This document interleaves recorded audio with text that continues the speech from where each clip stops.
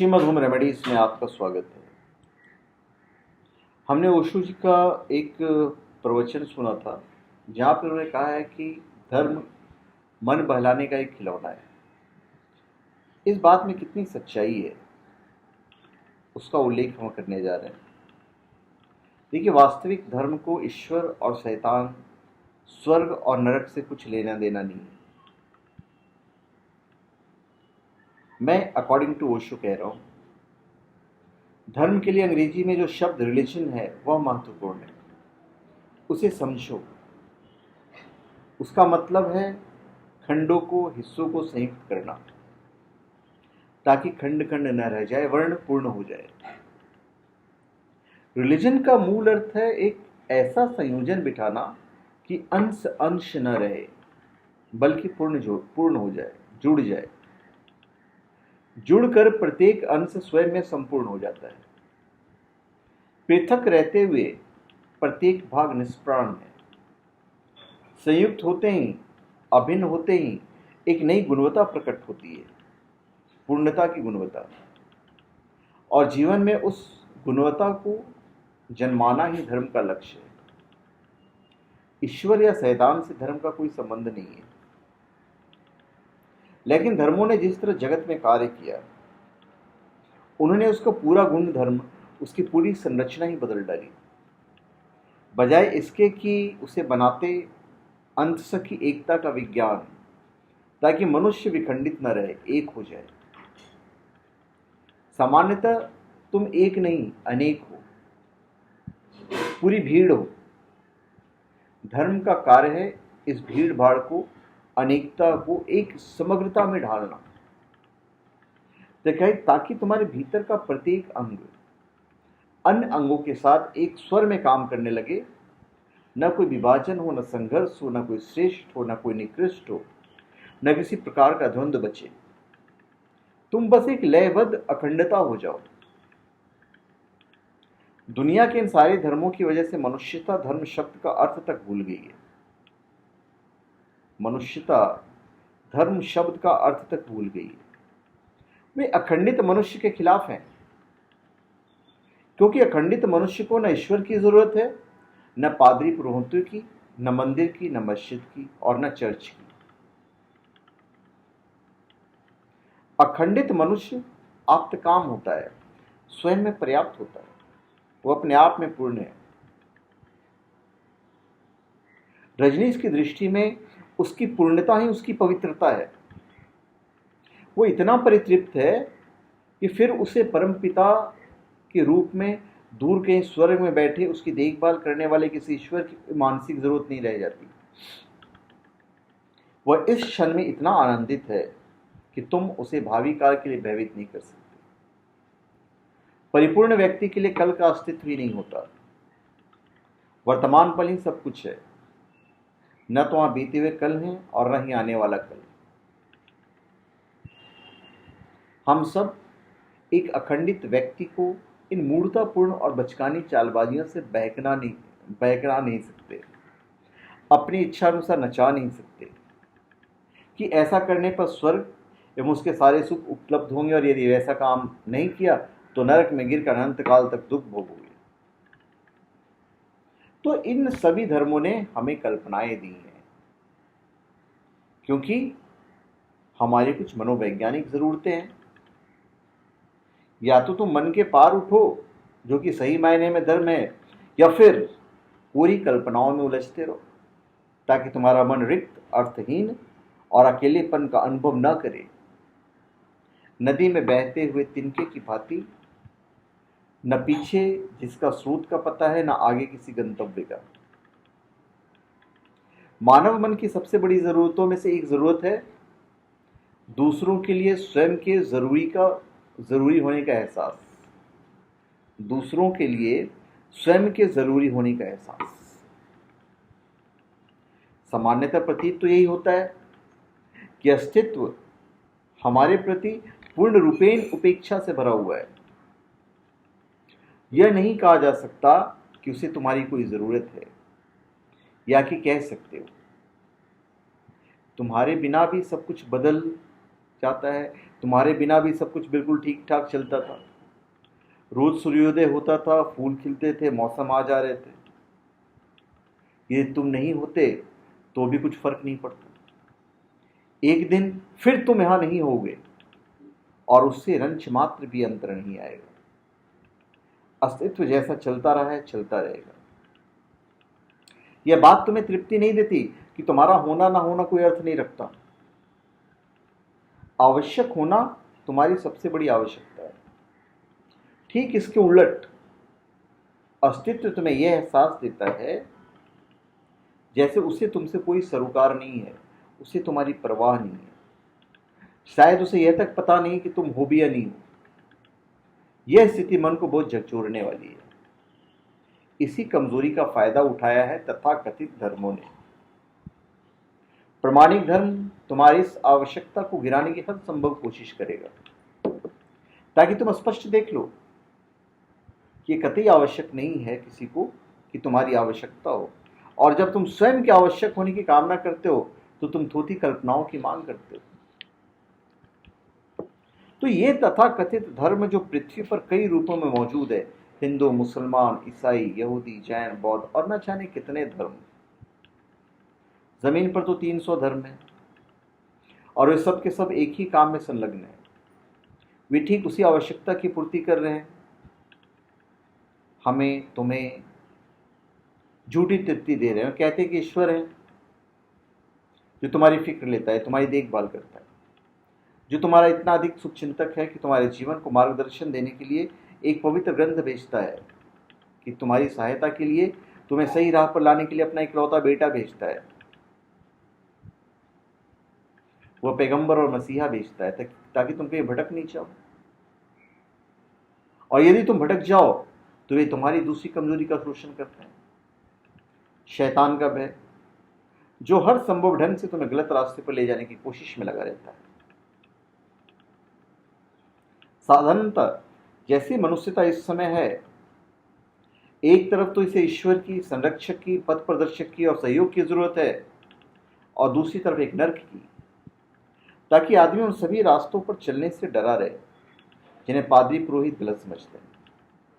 पर क्या गलत और क्या सही, हर समाज में यह भिन्न भिन्न है। इसलिए सही और गलत समाज द्वारा निर्णित होते हैं। उनका कोई अस्तित्वगत मूल्य नहीं है। यह एक सजगता की स्थिति है। जब आप मन के पार चले जाते हो और बिना किसी पूर्वाग्रह की चीजों को सीधे साफ देख सकते हो, आंखों पर मड़े किसी सिद्धांत के बगैर, जब तुम सीधे देखते हो तो तत्क्षण सही और गलत का ज्ञान हो जाता है। किसी को बताने की जरूरत नहीं रह जाती, न किन्हीं आदेशों की आवश्यकता।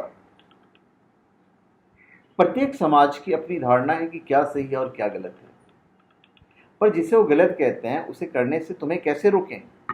मुश्किल यह है कि जिसे वे अशुभ और पाप कहते हैं, अधिकांशतः वह प्राकृतिक है और वह तुम्हें आकर्षित करता है।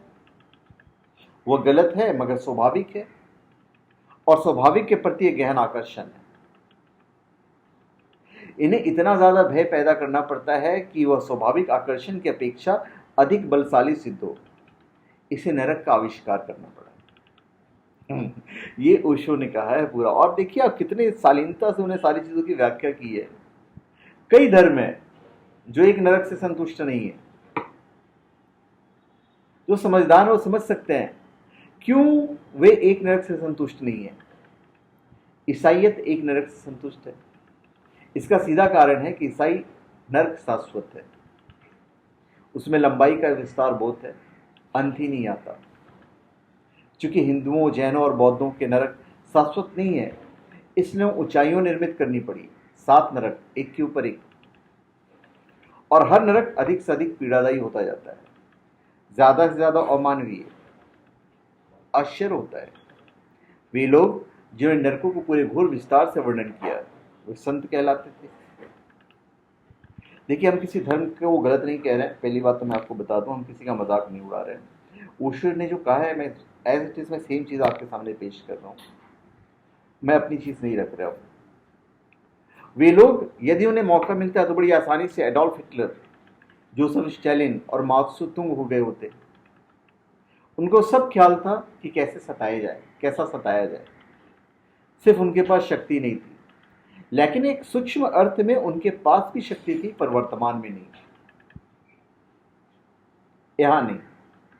उनकी ताकत थी उनके शंकराचार्य होने में, पोप और प्रमुख पादरी होने में। उस शक्ति के सहारे जिन्होंने तुम्हें नरक में फिकवाने का इंतजाम कर दिया। अभी ना सही तो भविष्य में कभी मृत्यु के बाद ही सही। वैसे तो मृत्यु स्वयं ही इतनी भयावह है, किंतु वह उनके लिए काफी नहीं थी, क्योंकि स्वाभाविक प्रवृत्तियां वास्तव में अत्यधिक प्रबल है। और वे लोग क्यों इन नैसर्गिक आकर्षणों के इतने खिलाफ थे? क्योंकि सहज प्रवृत्तियां उनके न्यस्त स्वार्थों के विरुद्ध पड़ती है। सभी धर्मों ने सिखाया है कि गरीब धन्य भागी हैं। यह केवल किसी एक की शिक्षा नहीं है। हाँ, वे इसे जरा ठीक ढंग से एक वचन में उक्ति के रूप में कह देते हैं कि धन्य भागी हैं वे जो दरिद्र हैं, क्योंकि वे ही प्रभु के राज्य में प्रवेश के अधिकारी होंगे। लेकिन मूलतः यह समस्त धर्मों की शिक्षा है। तुम्हें गरीबी को एक वरदान के रूप में परमात्मा के द्वारा दी गई भेंट समझकर अंगीकार करना चाहिए। यह सिर्फ तुम्हारी श्रद्धा की परीक्षा है। यदि तुम गरीबी की इस अग्नि परीक्षा में बिना शिकायत के चुपचाप, बगैर यह सोचे कि यह अन्याय है, यदि तुम ईश्वर को दीन मानकर इसे गुजर जाते हो, तो प्रभु का राज्य तुम्हारा है। यह लजारस के लिए बड़ी सांत्वना देने वाली बात है जब जीसस उससे कहते हैं, ऐसा हुआ कि लजारस अत्यंत दरिद्र था और गांव का सर्वाधिक संपन्न व्यक्ति अपने जन्मदिन पर शानदार दावत दे रहा था। भूखा प्यासा लजारस उस गांव से गुजरता है।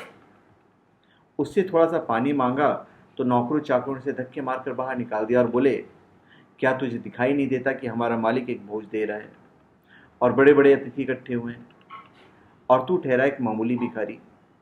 तेरे भीतर घुसने की और पानी मांगने की हिम्मत कैसे हुई? चल भट, भाग यहां से, जितनी जल्दी हो सके यहां से रफा दफा हो जा। जीसस लजारस से कहते हैं, परेशान मत हो, स्वर्ग में तुम सभी सुखों का उपभोग करोगे और इस आदमी को नरक की आग में जलते हुए देखोगे। वह प्यास से तड़प रहा होगा और तुमसे विनती करेगा, लजारस मुझे थोड़ा सा पानी दे दो। कितना भारी सांत्वना! लेकिन क्या ये चालाकी है? गरीबों के क्रोध और ईर्ष्या से धनवानों को बचाने की साजिश भी हो सकती है। हो सकती है।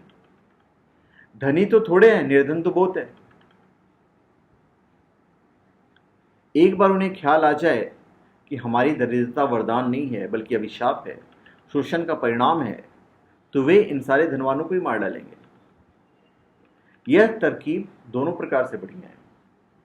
दीनहीन के लिए सांत्वना कि निर्धनता वरदान है, और समृद्ध के लिए सुरक्षा, क्योंकि अब गरीब विद्रोह नहीं कर सकते। दुनिया में धर्मों के कारण गरीबी बनी हुई है, अन्यथा इसकी कोई और वजह नहीं है। खास तौर से अब जबकि विज्ञान और तकनीक इस पूरी पृथ्वी को स्वर्ग में बदल सकते हैं। ये धार्मिक लोग इस पृथ्वी के स्वर्ग में रूपांतरण पसंद नहीं करेंगे, क्योंकि तब उनके स्वर्ग का क्या होगा? वे इस पृथ्वी को दरिद्र, भूखी, बीमार जैसी दुर्दशा में वह है वैसे ही रखना चाहते हैं, क्योंकि इसी पर उनका सारा व्यवसाय निर्भर है। अमीर चर्चों को दान देते हैं क्योंकि चर्च उन्हें सुरक्षा प्रदान करता है। बेचारी गरीब तक दान देते हैं जिनके पास खाने को पर्याप्त नहीं है। वे इसलिए दान देते हैं क्योंकि चर्च उन्हें सांत्वना देता है कि उनका मार्गदर्शन करता है।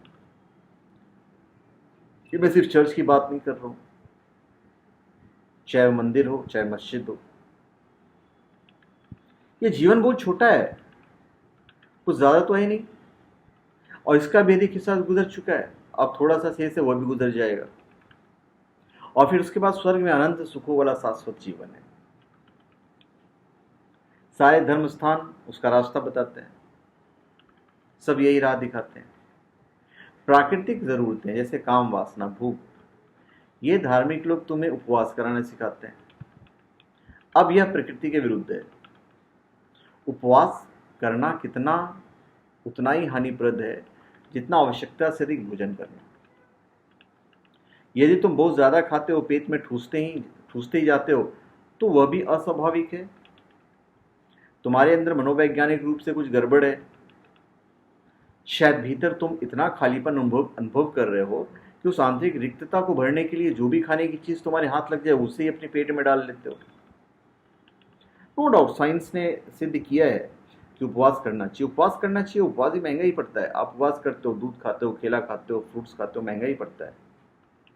तो उपवास भी नॉर्मल नहीं रहा, सस्ता का है। तो धर्मों ने तुम्हें तुम्हारी स्वाभाविक इच्छाओं और प्रवृत्तियों के विरोध में क्यों रखा है? कारण सीधा साफ है, तुम्हें अपराध भाव महसूस कराने के लिए। इस शब्द को मैं दोहरा रहा हूं, अपराध भाव। यह उनका खास मुद्दा रहा है, केंद्र बिंदु रहा है। तुम्हें मिटाने में, तुम्हारे शोषण में, तुम्हें उनकी इच्छा अनुसार ढालने में, तुम्हें निकृष्ट सिद्ध करने में और तुम्हारा आत्मसम्मान नष्ट करने में। एक बार अपराध भाव उत्पन्न कर दिया, एक बार तुमने यह सोचना शुरू कर दिया कि मैं पतित आदमी हूं, एक पापी हूं, बस उनका काम हो गया। तब कौन तुम्हें उबारेगा? निश्चित ही किसी उद्धार करने वाले की जरूरत पड़ेगी, लेकिन पहले बीमारी पैदा करो। यह पूरा फिलॉसफी आचार्य रजनीश का है जो मैंने आपके सामने रखा है, और इसमें कितनी गहराई है आप उसे समझिए। तो धन्यवाद। आप हमारे चैनल पे सब्सक्राइब करें और अपने कमेंट दीजिए। धन्यवाद।